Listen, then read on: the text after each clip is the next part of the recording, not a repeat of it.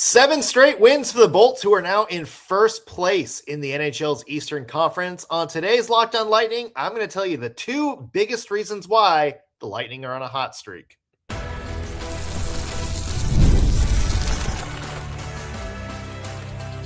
You're Locked On Lightning, your daily podcast on the Tampa Bay Lightning, part of the Locked On Podcast Network, your team every day. Thank you for making Locked On Lightning your first listen of the day. Every single day, we are your free daily Tampa Bay Lightning podcast, part of the Locked On Podcast Network, now the #1 sports podcast network. As always, we want to begin with a special shout out to our everydayers, those of you who tune into every single show, every single day. We love you. We appreciate the support you give us week in and week out. I'm Nick Morgan. My normal partner in crime, Greg Stephen, is out sick today, so we are riding solo, and what a show to get us back on track. First off, hope everybody had a good holiday break. I know Greg and I were both excited to spend some time with our family and not necessarily have to log on and do a show at 6 a.m. every morning, so we thank you for bearing with us in that. We are now back to kind of our regular news of the day, game previews, game recap, that kind of flow. But we hope you guys enjoyed our year in review. We are going to get you caught up on everything that happened in the past 2 weeks with Lightning Round. We're going to be recapping some of the big news and notes and talk about the big reasons why the Tampa Bay Lightning are now back in first place in the Eastern Conference. A lot to get to on today's show. Before we kick it off, want to mention today's episode is brought to you by FanDuel. Before tip-off, check the FanDuel app and see what's dropping during NBA Happy Hour every Friday from 6 to 7:30 p.m. Eastern. All right, so what a week to get us started. For those of you headed back to work, enjoying the last little remnants of holiday break, you have at least some good hockey going on right now because the Tampa Bay Lightning are on fire right now, folks. 7 consecutive wins, including an absolute mauling of the San Jose Sharks over this past weekend. First place in the Eastern Conference. They've leapfrogged the Detroit Red Wings. In that 7-game win streak, the Tampa Bay Lightning have averaged 5 goals a game in that time. The offense is absolutely cooking. So today, we're going to talk about the 2 big reasons why the Lightning are back in first place and why their hot streak is what it is right now. And the #1 reason, low-hanging fruit here, but it's because the top line once again looks like the top line. They're rolling right now, folks. Nikita Kucherov, this is the Nikita Kucherov that has been the force in the NHL over the past couple of seasons. 5 points in against San Jose this past Saturday. Another big performance from him in the 7-game win streak that the Lightning have right now. 17 points for Kuch. 17 points in his last 7 games. And you know, you combine that with all his hot play leading up in, you know, kind of in the end of November towards the middle of December when he was really starting to take off. All of a sudden, you look at the NHL scoring race and Nikita Kucherov, who, as we said, kind of looked maybe just a little bit off to begin the season, now suddenly 4th in the NHL in scoring with 59 points. He's back on it, folks, and he's on pace for yet another 100-point season, which, I mean, obviously slow start, but we kind of knew he was going to get back there. But Nikita Kucherov really right now, this is the kind of hot streak that puts a player like him on the map. He's cooking. He's firing on all cylinders. And Greg and I have both said it in past shows. When you have Nikita Kucherov going at 100% at full speed like he is right now, there's not a lot of teams in the NHL that can slow a player like that down. And that's where a lot of the Lightning's recent success has come from, is they're just outscoring opponents by full force. And I think that's kind of the big reason for their success right now. And it's not just Nikita Kucherov. Brayden Point, we've talked about him. That was a player that Greg and I both thought looked a little bit iffy to start the year. Maybe not, you know, not necessarily playing bad, but just a player that we thought maybe there's a little bit more in the tank here. Maybe there is a player in there that essentially he just looked a little bit off, like not the Brayden Point that we're used to seeing. And part of that was maybe he was being a little bit snake bitten. whatever the reason is, he's completely turned his season around over the past month. 5-game point streak right now. He's got 4 goals in his last 3. He's starting to look like more of that creative center that I think we're used to seeing him as the number 1 C from the past couple of years. He's setting up plays really well. He's getting into open space. He's more noticeable on the ice. And I think that was maybe a big pain point that we had with Brayden Point at the beginning of the year, was that he just kind of looked like he was sort of floating in the background in games at some point, not necessarily that dynamic game changer. That's all changed. And look, we've said it 100 times on the show before. Nikita Kucherov is, the spark plug of this line, and how he goes, the Lightning go. But Brayden Point is so important to this team as that number 1 center. He's kind of the link between Kuch and a lot of other players on the ice. He's kind of the guy that's going in there. I think underrated in terms of him, crashing the net, creating space. I think he's more physical of a player than a lot of people give him credit for. He's the guy that's going out there and sort of creating space for guys like Kuch to go out there and make plays. And I think now that you have Brayden Point back, kind of playing at the level he's been at before, the Lightning are cooking. And you're seeing it in the standings right now. 7 consecutive wins and in first place. And should be no surprise that as soon as Brayden Point kind of found his groove, the Lightning have stormed back. And I think that's a big thing. And it's not just those two either. Obviously, Jake Guentzel's been playing well. Brandon Hagel's been playing well. Anthony Cirelli back to, kind of how he is right now. And don't worry, we're going to talk about Darren Radish and everything that he's done coming up here in a little bit. But the supporting cast has been great. That first line with Point and Kucherov, Gage Gonsalves has been the guy there for the past several games. And that seemed to have unlocked Gage Gonsalves as well. 5 points in his last 5 games. We know we hampered him a little bit because I think for most of the season he had 2 points and no goals. It took him until late November to score his first goal of the year.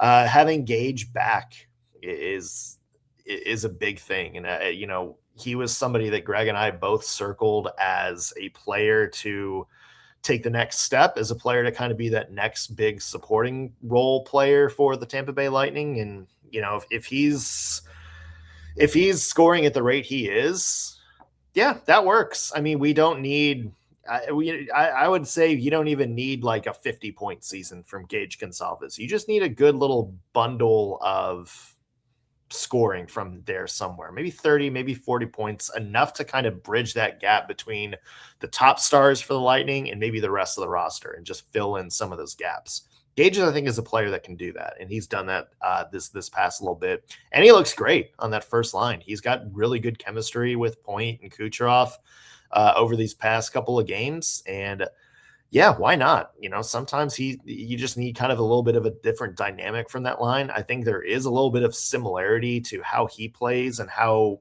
Hagel plays a little bit, in terms of, being heady and getting yourself into open space, not being afraid to use your physicality a bit. He's not like the grinder that Brandon Hagel is, but I think he still displays some of those traits of being able to muscle his way into dangerous places on the ice. Yeah, that's a combination that seems to be rolling right now. And yeah, I'm here for it. The other big reason to me, and this kind of goes in with the top line heating up, but it's special teams. Look, the Lightning's power play has been a mess a lot this year, but they're starting to find their groove, especially these last couple games. They're 50% on the power play in their last 3 games, 5 of 10 overall. They were 3 for 5 against the San Jose Sharks the other night in that 7-3 win. Yeah, I mean, anytime you have a power play, if you can, and I will say this, the Tampa Bay Lightning too are one of the best teams in the NHL statistically this year, in the top, 6 or 7 in terms of teams that draw penalties. And if you have a power play that's cooking like theirs is right now, that can be a game changer. Like, that can sway a few games for the Lightning.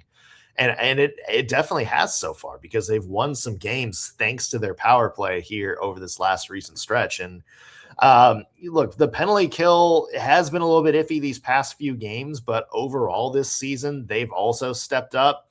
Obviously, you killed off 8 of 9 power plays against the Florida Panthers about a week and a half ago, and that was one of the best shorthanded performances that I've seen from any NHL team in a long time. And statistically, they're still among one of the best shorthanded units in the league. And I think if you have a really good power play, and I think if your penalty kill is rolling like they have been for most of the season, those are 2 X factors that really good teams have in the NHL. And I do think it's possibly going to be an X factor once you get into the postseason as well. So can the Lightning keep it rolling? Can they make it 8 straight? It's tough because next game is against the Colorado Avalanche. That's a big one for the Lightning. The Avalanche have not lost a lot this year, but it is a home game at Club BMI, as Greg would call it. So let's see if the Lightning win this game. It's certainly, to me, their biggest win of the season. Well, look, obviously, like we said, we did a lot of year-end content the past couple of weeks. We were out on holiday vacations.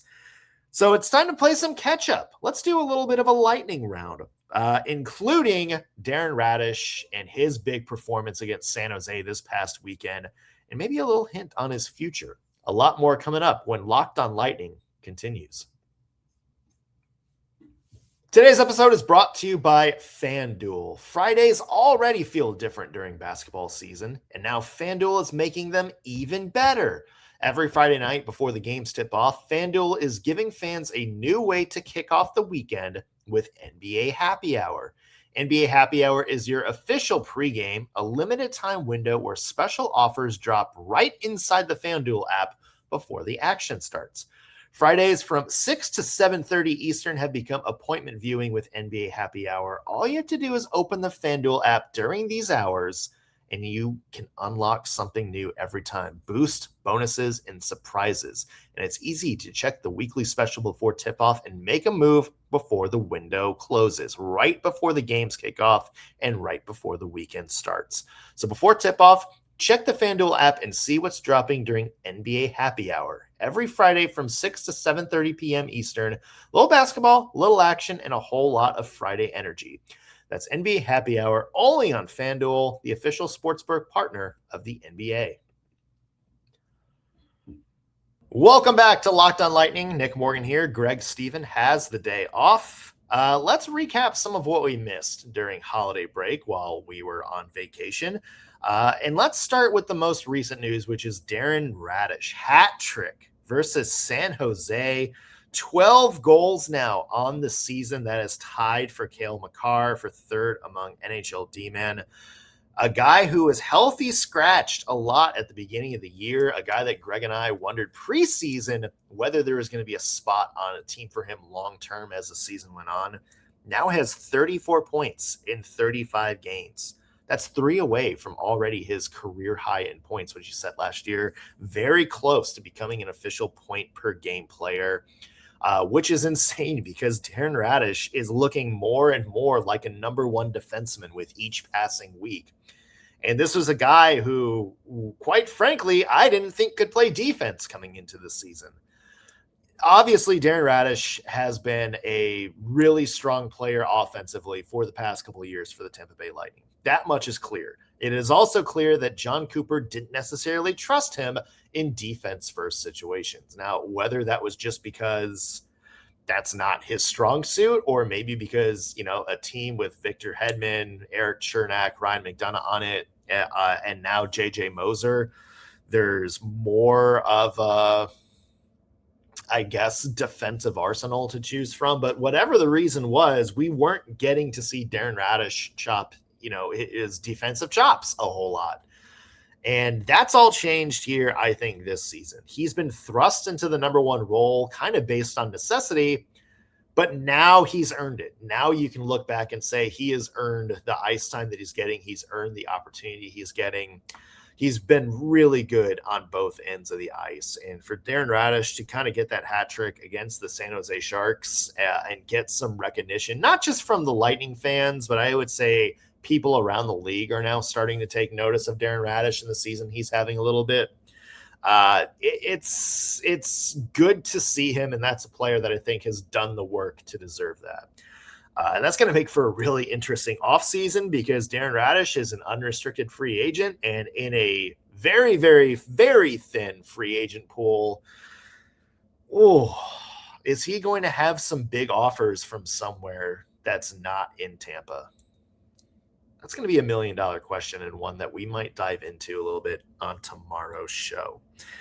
Sticking with the defense, some big moves from the front office. We have JJ Moser coming back to the Bolts on a 8-year contract, $6.75 million AAV. I love this signing. JJ Moser is a player that I think has quietly become a very, very solid, I would say like supporting top pair D. A player that maybe isn't as offensively flashy as his counterpart. For him, it's been Victor Hedman for most of the past couple of years since he's arrived in Tampa via that trade. It's been JJ Moser for the last couple of weeks with Hedman out, probably until the Olympic break. But you think around the NHL and, you think of Devon Toews with Cale Makar or Jacob Slavin with a couple of different defensemen in the Carolina Hurricanes. They're not necessarily the guys that get all the credit or the love or attention around the league, but there is equally a big part of their counterparts having a big breakthrough season as well. And I don't think Darren Radish has the season that he has right now if not for JJ Moser playing some really good defense. He's developed into a really sound, I hesitate using the word stay-at-home defenseman, but really sound defensive-minded defenseman. I think him being an anchor, somebody that you can trust to go back there and make good plays and come back here and break up opponents' chances, I think that allows a player like Darren Radish to go out and be more of a rover and get involved in plays a little bit more. We've seen a lot of success from deep pairings like that around the NHL.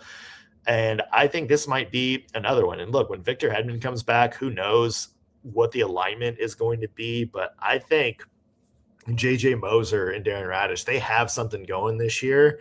And I think that really allows John Cooper to maybe be creative with the rest of his defensive pairs because those two have been an absolutely solid lockdown pair. Speaking of sort of out of nowhere defensemen, another signing for the Lightning, Charles-Edouard Dastow, a 1-year deal, $8.75 thousand contract for next year. Yeah, this is a good deal for Dastow. Obviously, he's had such a good year this year, somebody who's absolutely out of nowhere. Somebody that I don't think a lot of us knew much about before the season started, other than that he came from Europe after playing in the ECHL a couple of years. And he's made the most of his opportunity. And look, this is a guy that I think has the makings of a really good sort of bottom pair defenseman. Somebody that you can rely on for some physicality, for some really smart, heady play, for maybe like 15 minutes a night. I think that's a really good ceiling for Dastow. And that's exactly what I think the Lightning need, because now with these two deals, 6 of your 7 top D-men are locked up for next year. And in the case of Chernak, Moser, Hedman, and Ryan McDonough, they're now locked up for the next 3 years. So you kind of have a lot of your core blue line locked up. Obviously, Darren Radish is going to be the big sort of fruit still hanging on in terms of we still need to get that re-signed. But for the rest of the defensemen, it's really good to see them locked up. And I do think Dastow is going to get 1 more year. I like kind of having you've done good this year, now go out and prove it. I like that sort of deal. So he can go out and say like, maybe this year was, just the beginning of some growth. And in that case, you go out the next year on your prove it deal, kill it again and earn a big contract, maybe a longer term contract for the Lightning. Or, if it doesn't work out, or maybe some players like Max Crozier step into the role, or Declan Carlisle comes back up and maybe fights for a spot. It's no long-term risk for the Bolts, but a couple of really good deals coupled with Darren Radish absolutely tearing it up on the blue line. You have to feel good about the future of the defense if you're a Tampa Bay Lightning fan, because there's a lot going for him right now. And there could be even more in the offseason. We'll have to see. A couple of other big things to talk about. Some stick taps for John Cooper for hitting 1,000 games, and some thoughts on the Bolts going to the Olympics for the next year. More coming up when we come back on Locked on Lightning.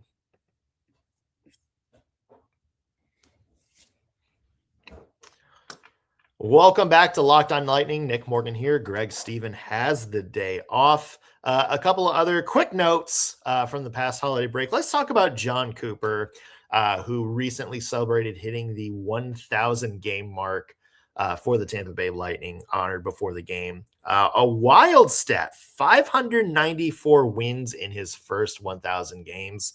That is the most by any coach with one team in their first 1,000 games for that team ever. And you think of some of the greats who have been with, one or more teams for a very long time in the NHL. John Cooper is up there with some elite company. It's going to, it's funny. This is a guy who's never won the Jack Adams somehow. And I would say maybe one of the three best coaches of the past 25 years in the NHL. And I know that obviously the Lightning have had some really, good prospects and were kind of on the up and up when Cooper came in.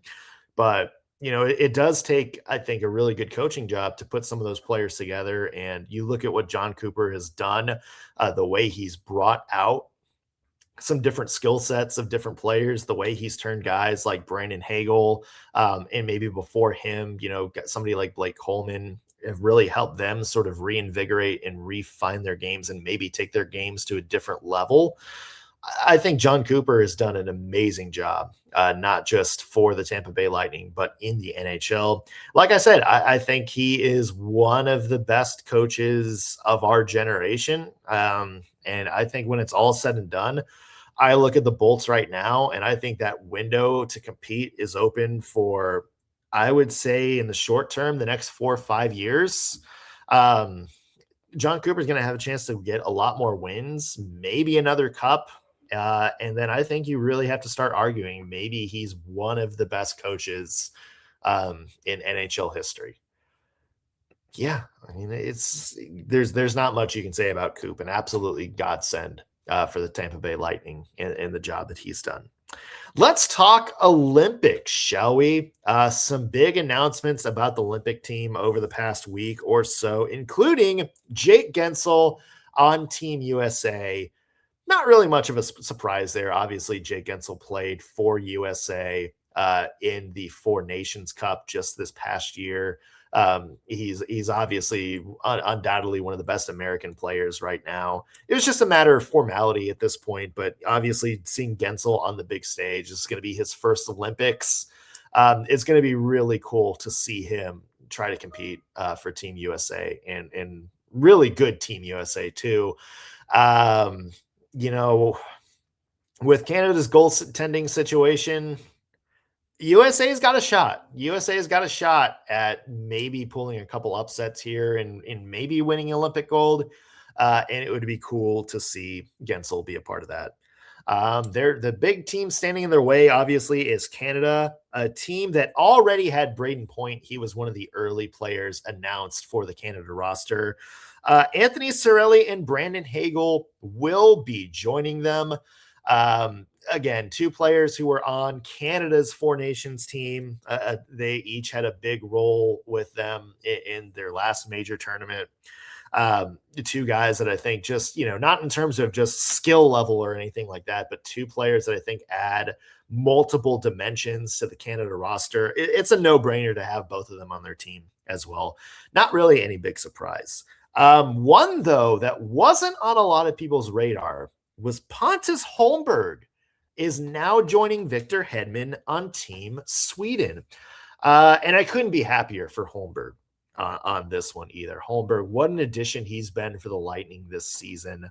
I think he's another player who I think has taken his game to a different level. You watch him on the ice, and he does a lot of unsung things really well.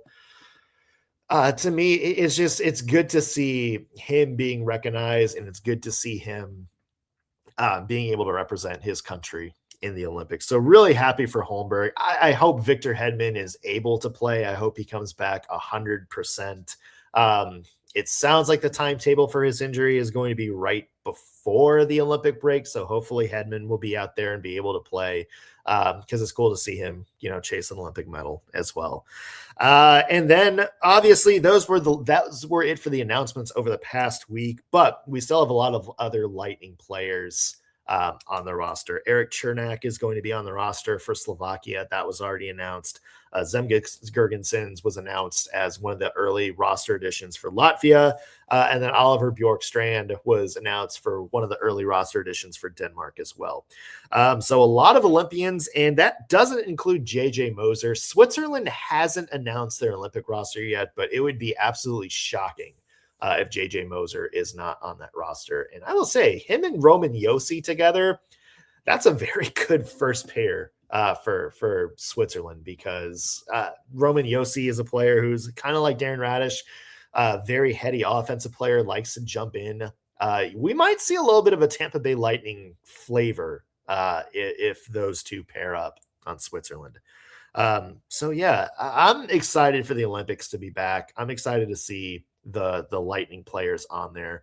I will say the only thing is, it is a shame that we're not going to see Nikita Kucherov or Andrei Vasilevsky.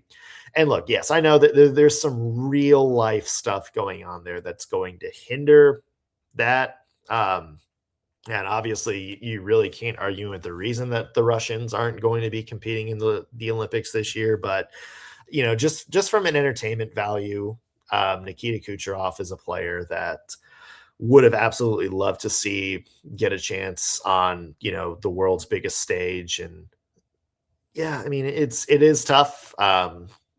You hope maybe things are different years down the line, and maybe Kuch gets one more chance, maybe Vazzy gets one more chance, but real life is real life, and that's all you can say about that.